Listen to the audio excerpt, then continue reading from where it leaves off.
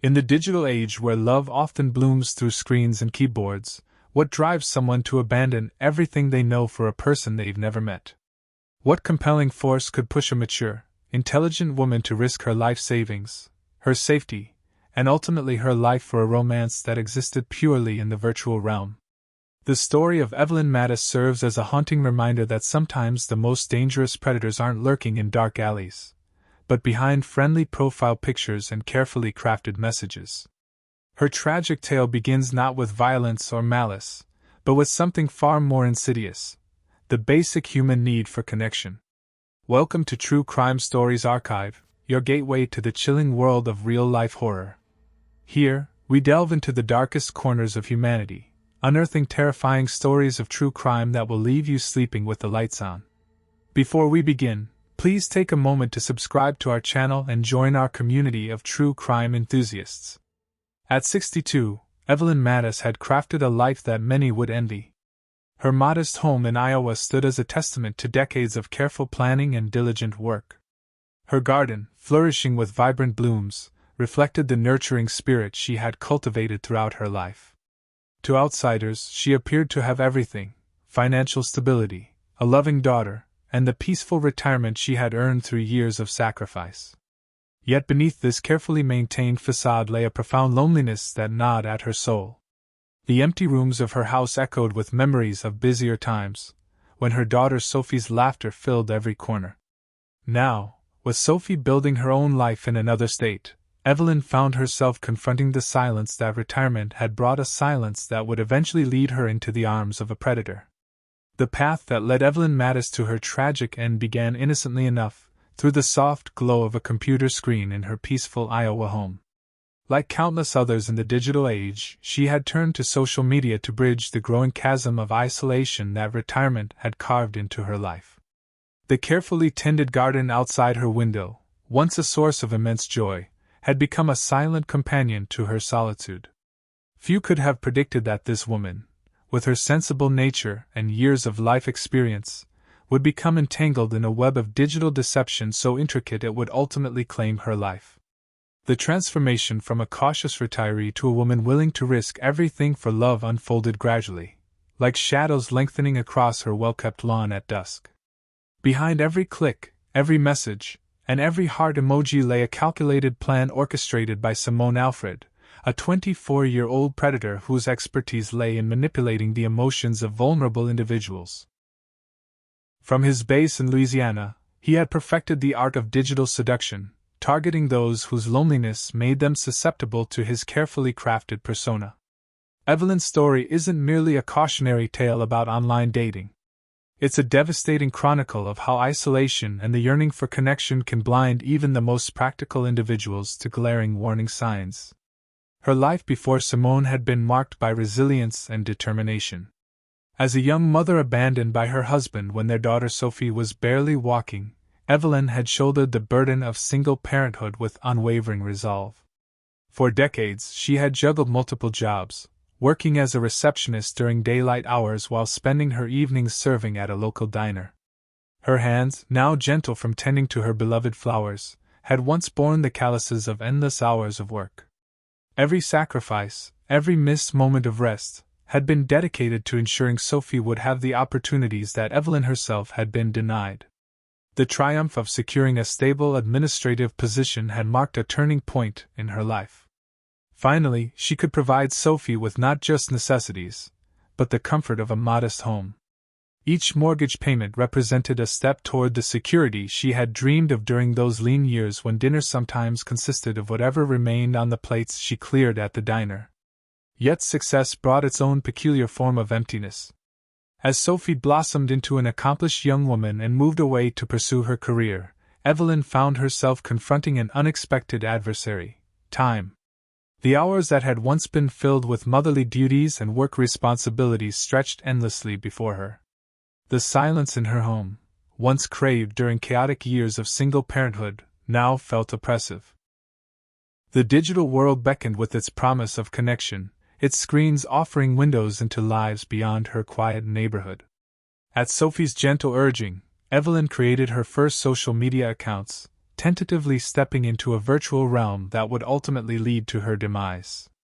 What began as innocent participation in online groups for retirees gradually evolved into something far more perilous. Each notification chime brought a spark of excitement, a brief respite from the monotony of her days. She found herself drawn into conversations about books, gardening, and the shared experiences of aging. The virtual communities welcomed her with open arms, offering the companionship she hadn't realized she desperately craved. In these digital spaces, her loneliness began to recede like morning mist under the rising sun. Then came the message that would alter the course of her life. Among the usual notifications and group discussions appeared a private message from Simone Alfred. His initial contact seemed harmless enough, a thoughtful response to her comment about finding joy in life's simple pleasures. His words carried a warmth that seemed to transcend the digital divide, carefully crafted to resonate with her deepest emotional needs. What Evelyn couldn't have known was that behind those carefully chosen words lay a predator's calculated strategy. Simone Alfred was no stranger to the art of manipulation. Growing up in a low-income neighborhood in Louisiana, he had discovered that the digital world offered opportunities for exploitation that required no physical strength, only the ability to understand and prey upon human vulnerability. The age gap between them, which should have raised red flags, became merely another obstacle for Simone to skillfully navigate. He approached it head-on, transforming what could have been a deterrent into a source of flattery. His messages painted their age difference as insignificant compared to their supposed emotional connection, describing himself as an old soul who found wisdom and authenticity in older women. Their online relationship blossomed with frightening speed. Simone's responses were masterfully timed, each message calculated to deepen Evelyn's emotional investment. He remembered small details she mentioned in passing, asked thoughtful questions about her day, and shared carefully constructed stories about his own life that were designed to evoke sympathy and nurture her maternal instincts. The digital romance quickly became the center of Evelyn's world. Her daily routines began to revolve around their conversations. The garden, once her pride and joy, now served mainly as a source of photos to share with Simone. Her evenings, previously filled with books and television shows, became dedicated to their lengthy online chats. Each notification from him sent her heart racing, every message reinforcing the illusion of a deep and meaningful connection. As the virtual romance deepened, Simone's influence over Evelyn grew more profound. His words painted vivid pictures of a shared future, carefully crafted promises that played upon her deepest desires. Each message served as another thread in the intricate web he was weaving, binding her more tightly to the fantasy he had created. Behind the romantic facade, Simone orchestrated his scheme with clinical precision.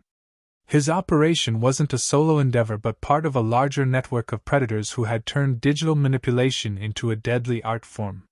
From his modest apartment in Louisiana, he had perfected a routine that had already left countless victims emotionally and financially devastated. The progression from romantic messages to financial manipulation was subtle, almost imperceptible. It began with casual mentions of temporary hardships, stories designed to tug at Evelyn's heartstrings without explicitly asking for help. A delayed paycheck here, an unexpected bill there, each tale carefully crafted to seem genuine and relatable. Evelyn's maternal instincts, honed through years of single parenthood, made her particularly susceptible to these subtle pleas. The first transfer was small, an amount that seemed insignificant compared to the emotional connection she believed they shared. Simone's gratitude was effusive, his promises of repayment immediate, though they would never materialize. As weeks turned into months, the financial requests grew both in frequency and amount. Each time, Simone surrounded his appeals with increasingly passionate declarations of love and devotion. He had studied his target well, understanding that Evelyn's loneliness made her vulnerable to emotional manipulation. Meanwhile, Sophie watched from a distance as subtle changes crept into her mother's behavior. The woman who had once shared every detail of her day became guarded, secretive. Their phone conversations, previously flowing freely, now felt stilted, punctuated by long pauses and obvious omissions. The warning signs were there, flashing like beacon lights in the darkness, but they went unheeded. What Sophie couldn't see was how deeply her mother had fallen into Simone's carefully laid trap. Each dollar cent, each secret kept from her daughter, pulled Evelyn further from reality and deeper into a world where love seemed to flow through digital channels, carrying her savings along with it. The relationship reached a critical point when Simone began suggesting they meet in person. This shift in tactics wasn't born from genuine desire but calculated necessity. He had recognized that the digital realm alone could no longer sustain the level of manipulation needed to access larger sums of money. The suggestion of a physical meeting was his most dangerous gambit yet. For Evelyn, the prospect of meeting Simone transformed her quiet life into a whirlwind of anticipation and secret preparations. Each day brought her closer to what she believed would be the beginning of her second chance at love. The tickets were purchased discreetly, her savings methodically withdrawn, all while maintaining a facade of normalcy that kept her plans hidden from Sophie's concerned gaze. The irony of her secrecy wasn't lost on fate. The very traits that had made Evelyn an exceptional mother, her ability to plan, to sacrifice, to keep pushing forward despite obstacles, were now being twisted into tools for her own undoing. Her meticulous nature, once devoted to creating a stable home for Sophie, now focused on orchestrating a journey that would lead to her destruction. In Louisiana, Simone, Alfred, and his accomplices viewed Evelyn's impending arrival with predatory anticipation. Their preparation was equally methodical, but with far more sinister intent. The apartment, chosen specifically for this scheme, was situated in a neighborhood where neighbors tended to mind their own business. Every detail was arranged to ensure their plan would unfold without interference. The stark contrast between Evelyn's romantic preparations and Simone's calculated plotting created a chilling parallel. While she carefully selected clothing for their first meeting, he and his accomplices were planning how to extract maximum financial gain before things would inevitably turn violent. Where she saw the promise of love, they saw only opportunity and vulnerability to exploit. Those final days in her Iowa home took on a dreamlike quality. Evelyn moved through her routines with an almost ethereal detachment, her mind constantly drifting to the future she imagined awaited her. The garden she had tended so lovingly witnessed her last moments of peaceful contentment, unaware that its caretaker was walking into a carefully laid trap. The morning of her departure dawned bright and clear, a cruel contradiction to the darkness that awaited her. Her suitcase, packed with carefully chosen outfits and thoughtful gifts, represented more than just clothing and presents. It carried the weight of her hopes, dreams, and tragically misplaced trust. The small wrapped package she had prepared for Simone would never be opened, becoming instead another piece of evidence in the investigation that would follow. As she locked her front door for what would be the final time, Evelyn felt none of the apprehension that might have saved her life. The journey to the airport, the wait at the terminal, the flight itself, each step moved her closer to a fate she couldn't possibly imagine. Her heart raced with anticipation rather than fear, her mind filled with romantic possibilities rather than the warning signs she had ignored. The moment Evelyn's plane touched down in Louisiana, the machinery of her destruction began turning with ruthless efficiency. The airport terminal, bustling with travelers focused on their own journeys, would later become the last place where security cameras captured her alive and well, walking toward a future she had romanticized but could never have truly understood. Simone. Alfred stood waiting in the arrival area, his youthful appearance masking the calculated malevolence that lay beneath. His greeting was a masterpiece of deception: the warm embrace, the seemingly genuine smile, the gentle way he handled her luggage. Each gesture was designed to further disarm any lingering doubts Evelyn might have harbored.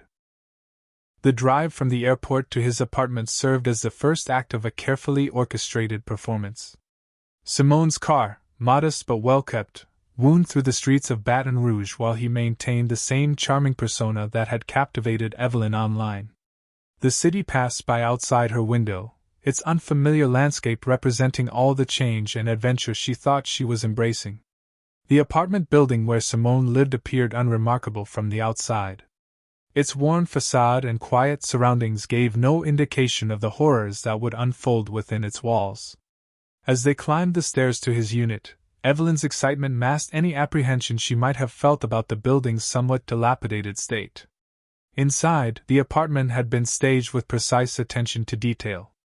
Clean but sparsely furnished, it presented exactly the image Simone wanted to project, that of a young man struggling to make his way in the world, someone who could benefit from the kindness and support of someone like Evelyn. The wine glasses set out on the counter, the carefully arranged sitting area, all of it designed to create an atmosphere of intimacy and trust.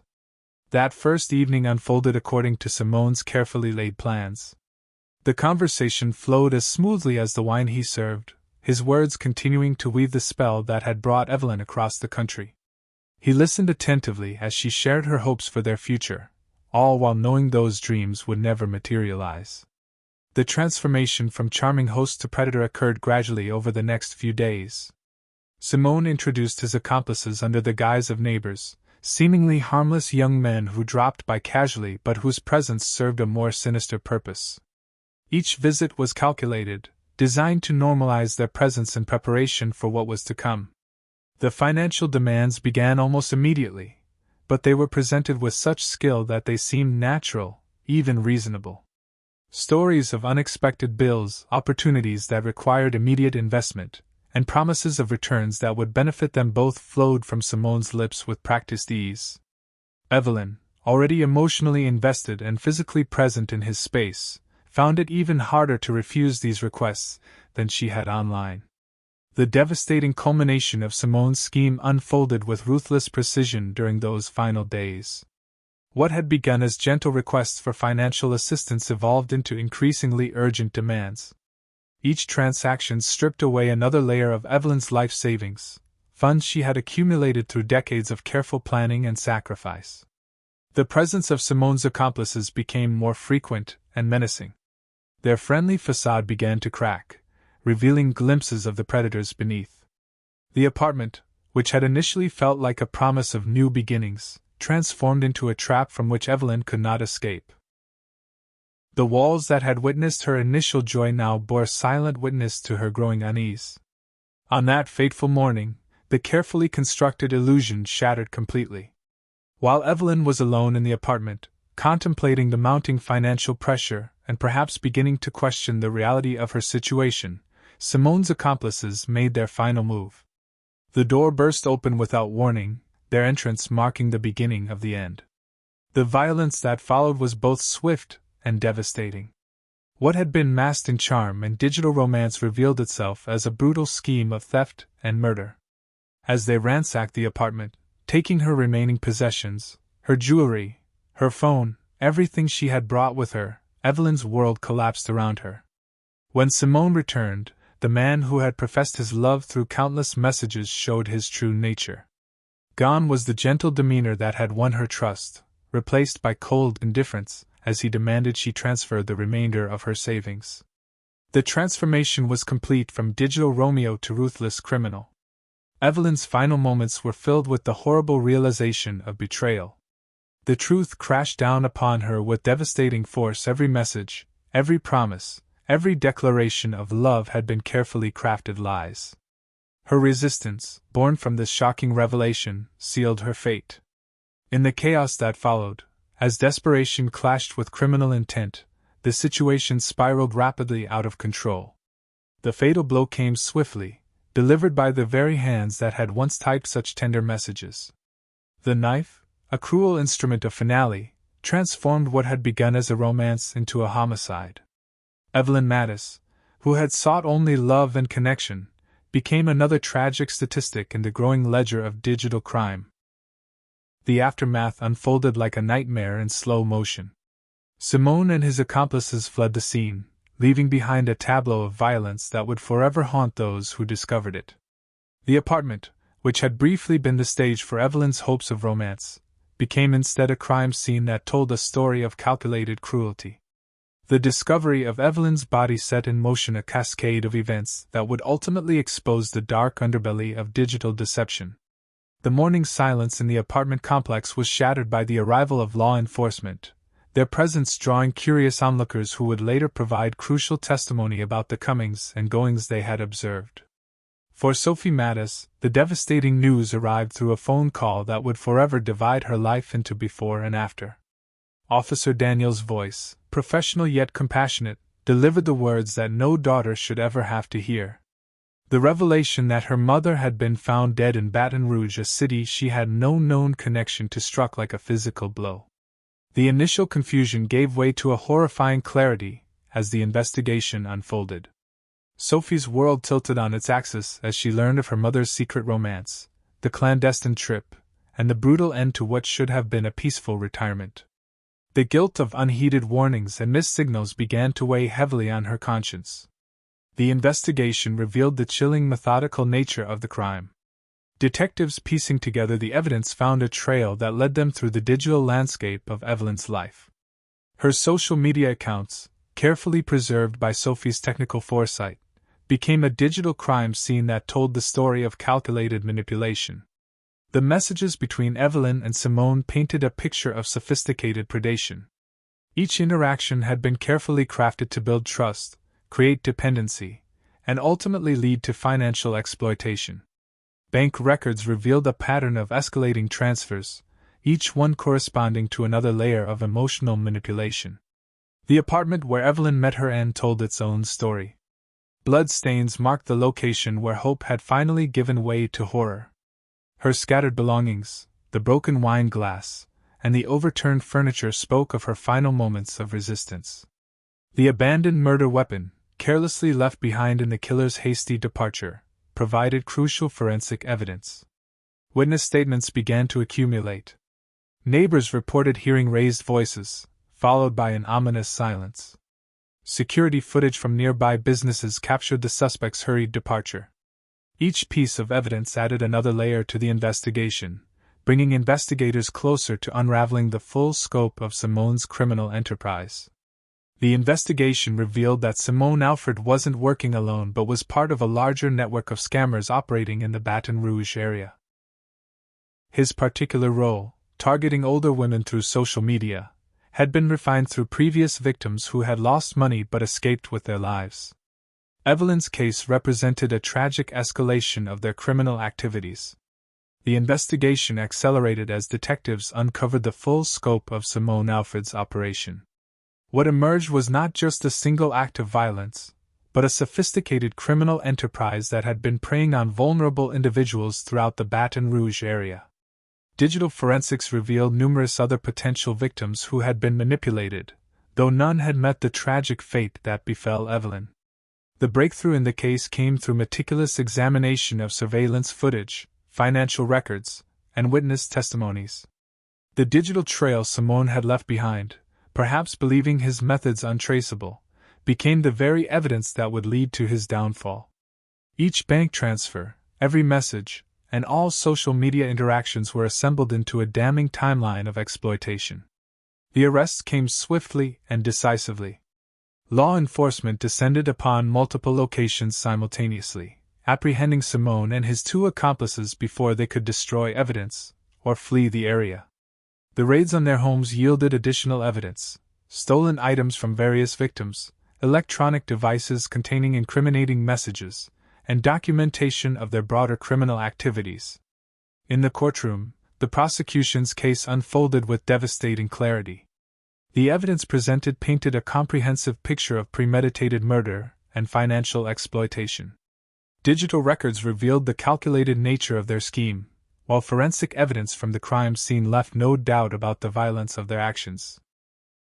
Sophie's testimony proved particularly powerful. Her voice, steady despite her grief, described the mother she had known strong, independent, and loving, and the subtle changes she had observed as Simone's influence grew. The contrast between Evelyn's genuine search for connection and Simone's cold manipulation resonated deeply with the jury. The defense's attempts to portray the killing as an unplanned accident crumbled in the face of overwhelming evidence. The prosecution methodically demonstrated how each step, from the initial online contact to the fatal confrontation, had been part of a calculated scheme to exploit and ultimately silence their victim. The trial concluded with unanimous guilty verdicts. Simone Alfred received the maximum sentence, life imprisonment without possibility of parole. His accomplices, their roles in the tragic events fully exposed, were sentenced to lengthy prison terms. The justice system had spoken, but for Sophie and all who had loved Evelyn, no punishment could truly compensate for their loss. In the wake of the trial, Sophie Mattis found herself grappling not only with grief but with a newfound mission. Her mother's tragic end had illuminated the growing dangers lurking in the digital world, particularly for older adults seeking connection in their retirement years. The pain of her loss became a catalyst for change, driving her to share her mother's story as a warning to others. The aftermath of Evelyn's murder sent ripples through the community of Baton Rouge and beyond. The case became a stark reminder of how digital predators operate, using emotional manipulation and the promise of romance to ensnare their victims. What made Evelyn's story particularly haunting was how it demonstrated that even intelligent, independent individuals could fall prey to sophisticated scammers. The investigation had revealed the broader implications of Simone's criminal network. His operation wasn't unique. Similar groups were targeting vulnerable individuals across the country, using social media platforms as hunting grounds. The detailed evidence from Evelyn's case provided law enforcement with valuable insights into how these predators selected and groomed their victims. For Sophie, the healing process became intertwined with advocacy. The guilt she carried, the nagging thoughts of what she could have done differently, the warnings she wished she had pressed harder transformed into determination. She began speaking at community centers, sharing her mother's story to help others recognize the warning signs she had missed. The quiet home in Iowa, with its carefully tended garden, stood as a testament to Evelyn's life and tragic end. The flowers she had so lovingly cultivated continued to bloom, now tended by neighbors who couldn't forget the kind woman who had shared their community. Her empty house became a symbol of how quickly digital deception could shatter a life built through decades of hard work and dedication. The case files in Baton Rouge told a story that went beyond mere criminal proceedings. They documented how trust, when manipulated by skilled predators, could become a weapon.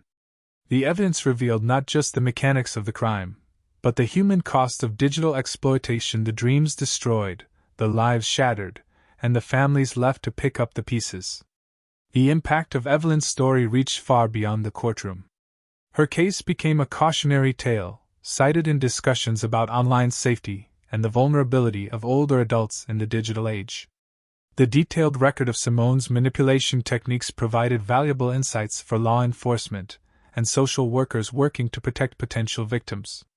The legacy of Evelyn Mattis's tragic end serves as a stark reminder of how the digital age has created new vulnerabilities in our most fundamental human need: the desire for connection.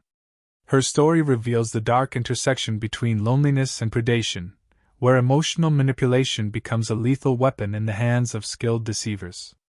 The investigation's findings continue to influence how law enforcement approaches digital crimes. Alfred's methodical approach to gaining trust, his careful escalation of financial demands, and the ultimate violence of his actions have become a case study in how online predators operate. His technique of using age as a point of flattery rather than concern has been documented as a common tactic among similar criminals. The digital footprints left behind, the messages, financial transactions, and social media interactions now serve as educational tools for law enforcement training.